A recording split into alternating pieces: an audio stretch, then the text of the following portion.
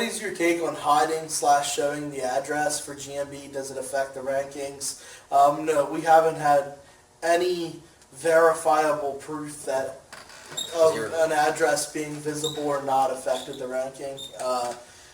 There's... Thanks, buddy. There's, sorry about that. Just tried to throw my phone at you. I almost did it earlier. So. But, no, I mean, we rank a lot of SABs, and, a service area business is not, it's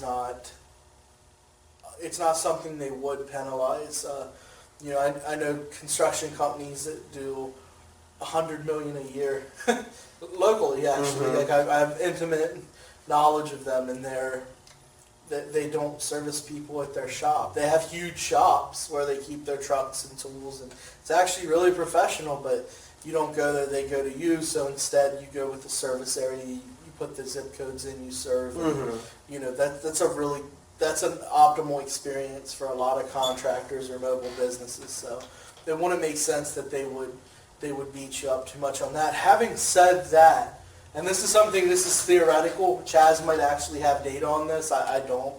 I just tried to stay away from it. But, if you are a doctor or a lawyer, you're a dentist, then you would hide your address because it's like, in that case it's a black hat listing. It has to be. There's no reason a dentist would hide their address. Like, but if you're making lead gen listings and hiding addresses of like dentist offices, like, that's not a great experience. Like, I'm not saying it's not going to rank, but it might not.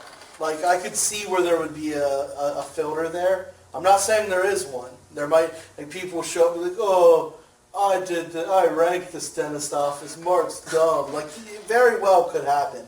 But, like, and that's also a terrible experience. Like, Pete, why would someone call you and your address isn't there and then it gets routed to somewhere else? Like, that's like a bad experience because, unless, in a lot of cases, you're looking for someone relatively close to you. Like, if you want to go, in a lot of cases, are well-reviewed, like, that, I don't know, lead gen listings and those type of, like, for dentists and shit. Like, I never got too deep into those because I was like, man, it's like a challenge for the receptionist to be able to talk through why they're not there, or like a completely different business. Like, it doesn't, in some cases you can circumvent that. It's not as big of a deal, but for something where they're like, oh, where is this on the map? I'd like to travel here, and like it's a service area where you're a dentist serving an area. Like, I don't know. If I was Google, I wouldn't even allow that to rank, and maybe they don't. But I never tested. I don't have the data on it. So yeah, I honestly haven't. I know I've talked with Chaz recently of something similar as far as adding a service area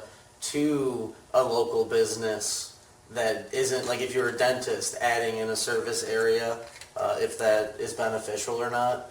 And he actually did say he's done a lot of research on it, and that at the end of the day, it's all kind of irrelevant. The geo-grid that Google is mapping out based on your location and the location of the business is mostly going to trump that service area, local area.